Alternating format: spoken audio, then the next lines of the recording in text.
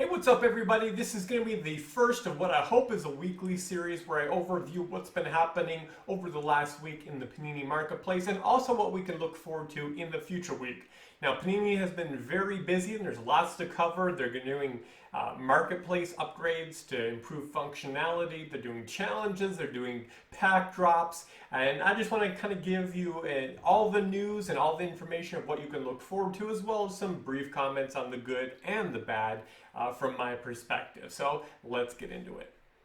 Okay, let's start with challenges. So I'm really glad that Panini started early with challenges. It's kind of one of my critiques of the Topps MLB platform is, they dropped, I think it was in April, they still have not had any challenges besides 5 weeks of burning to earning, which was great, but challenges are really important. Challenges allow you to collect certain cards from the marketplace and just keep them in your collection. You don't burn them, you just have to hold them, and you can keep them or you can just sell them after the timer ends. So challenges is a really great feature for stimulating the secondary marketplace and for encouraging collecting. It's really good, really essential. And so I'm glad that right from the beginning Panini was doing challenges. So this was their very first one, the Marvels, where you were able to earn a Luka Marvel, and it looks like 307 were the total number of people who completed the challenge. Now, all the other Marvel cards are limited to 500, so this is about 200 rare in mint. So not only is Luka one of the best ones to collect, maybe LeBron I think has a premium on Luka, but I'm pretty sure Luka is the number 2 one to collect, but is probably number 1 since there's only 307 of them. So whoever finished the challenge got one of these cards. And the benefit of it, in addition, it's kind of like pack opening, that there's a certain random element because you don't know what serial number you're going to get. It's a lottery. It doesn't matter if you complete it first or last. The prize is distributed randomly, and so you might pull a number 1 or a jersey number, or you might be unfortunate and get a high 300 serial. But anyway, that's kind of one of the benefits to it. One of the fun elements to it is trying to see what serial number you get. Now they have 2 more challenges that are happening right now, and so if you go under the blockchain, you will see there are a silver challenge where you can earn this LeBron parallel silver card, and these are the cards that you have to collect and hold in your collection until the timer expires in just over 4 days. Now, I know this one is a pretty expensive one to do. I've seen the Dwight Howards there, and the, because I sold 3 of them, they were all going for 100 or more. Maybe you can get a 3-digit serial for a little less, but it's around $100. At least for the lower serials. And the Dwayne Wade, I saw one go for over $100 as well. So, but I don't know, some of the maybe less known players, maybe they're a little less, but it's a pretty expensive challenge to do, but that's because you're getting a really good card. I mean, this is a parallel card, so it's not like there's a base card of it. This is one specifically for this challenge. It's a LeBron, man. It's definitely going to be, this card's going to be worth a lot, and it's going to have, because you got to collect so many silver cards and it's really expensive to do, I'm sure that the mint count on this is going to be fairly low. If I was to guess, I would say probably in the 50, around 50 people or less will complete this. So we'll see what happens, but that's kind of my guess. And then we have one more, the high voltage, where you can win a Zion Williamson, another just super great card that you're going to want to have. Now this one is going to have more completions because there's 500 of each card. Let's just see here, probably Tatum, Kyrie Irving, probably some of the more expensive ones. So this one here should be a lot less to complete. The Luka, the Marvel one was had 500 cards as well, and there was 307 completions. So we can expect probably around the same, about 300 completions for the Zion. So that's the challenges that are currently happening. I think we're going to have one more challenge next week because we're getting one more parallel card, which I'll go over soon. And it seems like if we follow what they've been doing, they'll also have a challenge based on that pack drop. So over the past week, they did 3 different pack drops. They had a base, I think it was the second release of the base, so it's not that there's new base cards, but just the second distribution, because not all of the base cards have been distributed yet, and they still haven't all been yet. The base cards are limited to $17.99 per card. They also did these high voltage, which are related to the challenge that are happening right now. There's 500 of each. I did get 10 packs of the base, but the high voltage, unfortunately, I was not able to snag any packs. So I have started buying a few of the cards in the secondary market, but don't have many, and I'm not doing the challenge. And then the third was the second release of the silvers. Now, the silvers have been the worst pack drop to date. They've been really doing a good job as far as pricing and rarities, but the silvers were a gigantic mistake. Now, if you've watched any of my other videos on Panini, I was actually telling people in advance that they probably should skip on these silver pack drops because they're just priced too high. And the market has figured that out. Most of the silvers right now, there's only a few of them where you can get over $50, and you have to have a really good serial plus a really good card. I've been getting some really great, I mean, like you can get, like for example, I've been watching some like Dennis Rodman. Dennis Rodman's one of the classic players there. I've been seeing his 2-digit silver parallel cards going for like, I think it was like 20-25 bucks. I've been buying some really good players, Karl Anthony Towns, 2-digit serial once again, like 15 bucks. I've been seeing a lot of really good 2-digit serials in that $15 to $25 range. Now, when the packs are being sold for 49 bucks, and now granted you do get 2 more base card, but the base card more than likely is going to be worth $5 or less. So these were priced just way too high, and this last drop that was from this week of the silvers, they didn't even sell out. Right up, I checked with like a couple hours to go, and they still had packs available, so I don't even think that they sold out, whereas the other cards, the Marvels, the high voltage, those sold out in, I don't even know, but maybe probably less than 15 minutes. Some of them were just a few minutes. So these were definitely priced too high. They should have been probably around $25-ish. I mean, they could have maybe went a little higher. I think if they had sold for 30 bucks, they probably still would have sold out fairly soon, as people are willing to take a gamble. But, close to 50 bucks, just way too much. Now, next week we have another base drop, and those will be, once again, $10 per pack. Those are going to be on Monday. Now, I plan to get in on these, but I do not plan to actually open them. The 10 that I bought last week, I'm still holding. And whatever I'm able to get next week, if I plan once again to not open them. And the reason is because one of the newest features that they're having is the ability to sell packs. Now, once again, they're doing a great job because, people have been wanting for Top Shot to be able to sell packs. And there's certain people that collect their packs and they're not selling them, but they've said, it's not coming soon. And Top Shot's been going for almost a year. Panini has been going for less than a month, and they already said pack drops are coming really soon. Now, we've been notified that on Sunday that they're having website upgrades, so maybe we'll have that ability coming right at the beginning of next week. But if not, we know it's coming soon. I'm going to go over that blog post where we talk about all the different features that are coming. There's just lots to cover. So this video is going to be a little bit longer just because there's just so much.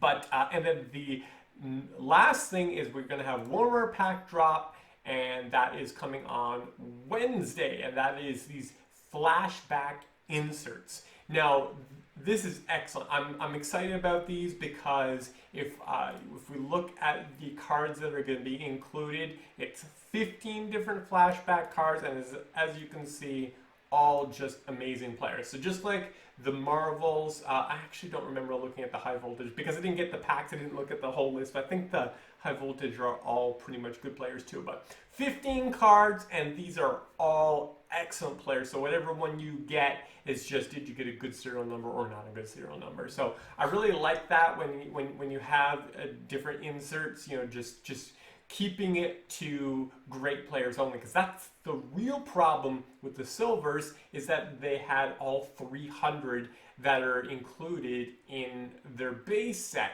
and there are a lot of players that you just don't want to get, that don't make it worth it. But when you have just great players, it's just, you know, a serial number. Did you get a good one or a bad one?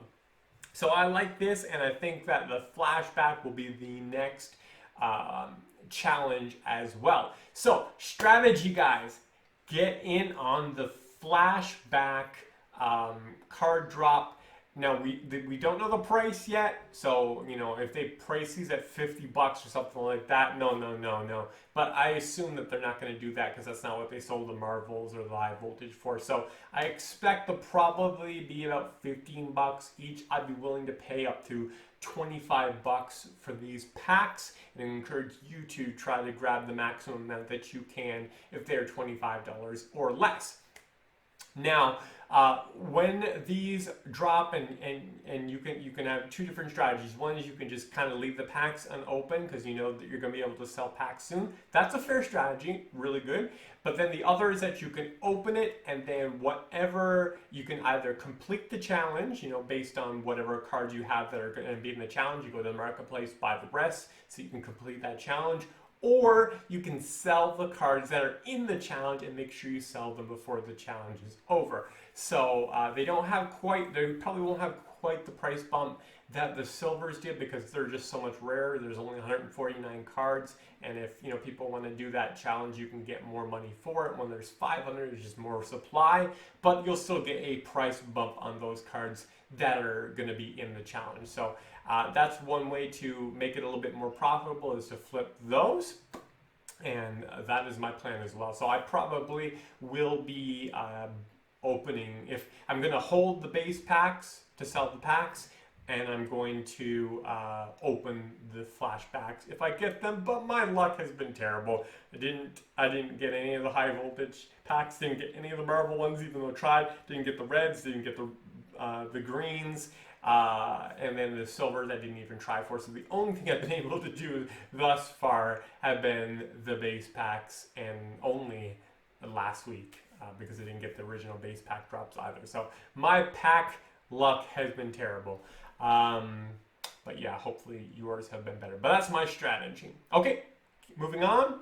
So at the beginning of the week, Panini put out this blog post where they talked about some of the features and improvements to the marketplace that are going to be happening. Now, some of these have already been implemented. We know that we're having website maintenance tomorrow, Sunday, so maybe we'll get some more of these implementations then, but these are coming very fast, and these guys are so needed. Now, I'm going to tell you, like, I've been going back and forth on Panini because both discouragement by, you know, trying to get in on the pack drops and watching people go with, you know, getting 20 packs and you know, because you can do 10 per transaction, and I'm getting none, and you know, or getting falsely banned for you know, thinking that you're a bot when you're not. You know, it's, you know, that can be really discouraging. And then on top of that, you know, as someone like myself who was in early and buying when you know, near the beginning,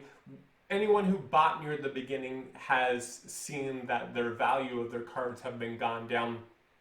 Because with this change, and specifically the change from a $5 price per bid increase to $1, which is a great change and needed to happen.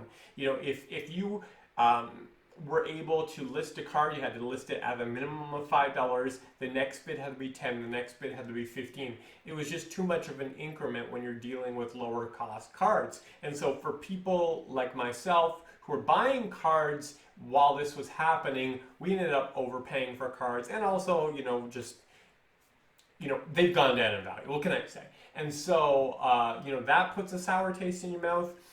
And then, but the fact is that even though those two aspects have been discouraging for me personally, maybe there's other reasons other people are discouraged, the fact is that Panini has been doing a good job implementing challenges, lots of pack drops, and then they've been doing great improvements to the store. Some of them have already happened, some of them are coming soon, and I just got to say, I'm quite happy with what they're doing, and I believe in what they're doing, and the prices have come down so much that I think now is a great time for buying cards up and stacking and holding, because when these changes happen, I think that we're going to see an increase in sales. Maybe not right away, but I think it's going to happen because these are the changes that need to happen. I'll go over, kind of the effect it's going to have as I go over some of these. So a Revamp Marketplace. So they're going to combine the auction and the public gallery sections to form one big marketplace. This is so needed. So if you go on the Panini website and you click under blockchain, they actually have two different marketplaces. They have a public auction where you can list a card and it's for 24 hours, and then you can bid on cards. And then they also have a public gallery, which admittedly I don't know as well, so hopefully I'm not going to misspeak on it. I actually never bought anything on it, but they have the ability for you to display cards, and people can make offers on them. And let me just see if I can kind of find anything. So people can make offers on it, and then the person has to manually accept or reject the bid. So it's kind of like a different bidding system.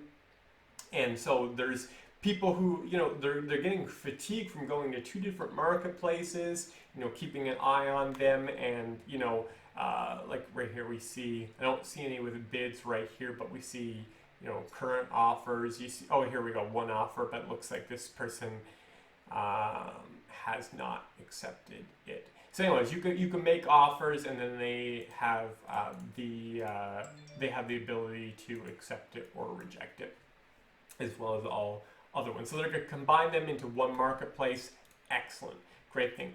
Enhanced search and filter functionality of the new marketplace. Now this is so needed, because I think this has also been contributing to the lack of sales, because they have now so many cards. They're adding new cards, from Marvels to High Voltage to now Flash, Silver and Flashbacks. So they're adding so many cards, adding more and more base cards, not adding new ones, but they're every week more of the supply has been coming out, and it's just becoming a nightmare to have to search through. It's like it takes a full-time job to go through and monitor all the new people who are listing and trying to find cards. So here's the thing, it's great if you're a buyer, because if you see a deal, the chances are that people aren't gonna find that and kind of bid also. It's like it could fall through the cracks.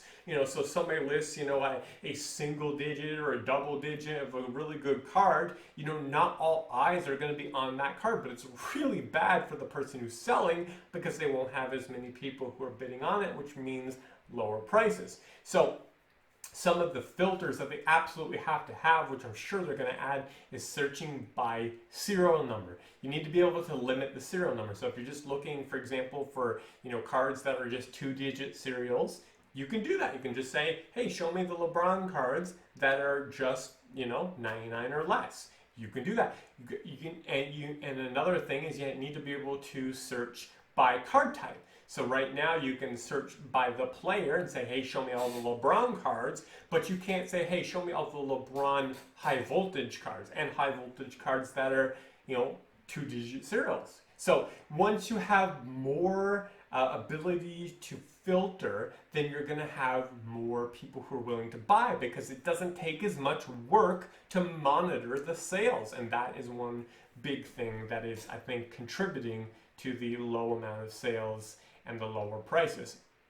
A new sales section of the marketplace, which will give users the ability to filter for specific cards, which we were just covering, say, hey, just show me the high voltage cards or the Marvel ones, and then look up the sales history of their favorite inserts or parallels.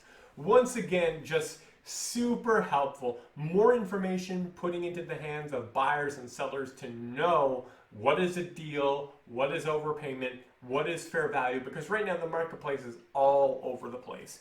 You know, people are going to be listing cards, you know, for $5, and another person lists it for like 20, another lists it for 50. If we have more information, so where we can look at it and we can say, hey, this Dwight Howard card, you know, has been selling in this price range, and these serial numbers, you know, have this much of a premium. It's like that's really helpful. That way people know, you know, what a deal is and what is not. And so looking forward to getting that information, because currently we can only look at the sales history of that specific card. So if you have serial number 7, you can say, hey, this person had it, they bought it, and they flipped it for this much, and we can just look at it. But we're not able to look at, but what about all the other serial numbers, you know, for that particular card? So that's helpful, and we've only been knowing based on the front page of the website some of the most recent sales, but that's not a good way, because it's you know, it's only covering a few amount of cards and not for long. So that's going to be super, super helpful. Clubbing cards to show similar products in auctions. This will give users the ability to see all listings that are currently active for the same card, as well as them to build the ability to sort by serial number or price. Now this is the way that Top Shot works, and it's so needed when you have lots of different cards. And so I'll just show you, if you're not familiar with Top Shot, this is the way it's going to be. So right here you have a unique card, or in this case they call them moments, and when you click on that card, you're going to see the ability to select and buy. And then this is it here, like a format to where you can look at and sort by serial number or by price. You're going to be able to see them all here. So you can kind of look and say, hey, you know what? I need this particular Dwight Howard card to finish this challenge. And so you can just click on that Dwight Howard card, and you're going to be able to say, hey, look, I'm looking for low serial and sort by serial number, or I'm going to look for low price and sort by price. And therefore, you're going to have them all there and not have to scroll and scroll and scroll and look for deals and look for, you know, what's ending soon and what's not. It's like this is perfect. This is what's needed. And so I'm really excited, because you know, it works, the way that they had it works when you have a low amount of cards, but once you start having as many cards as they have, and they're going to be continually adding, you need this list format with searching and sorting functionality. So I'm really looking forward to it. I hope that's one of the features that we get on Sunday, tomorrow.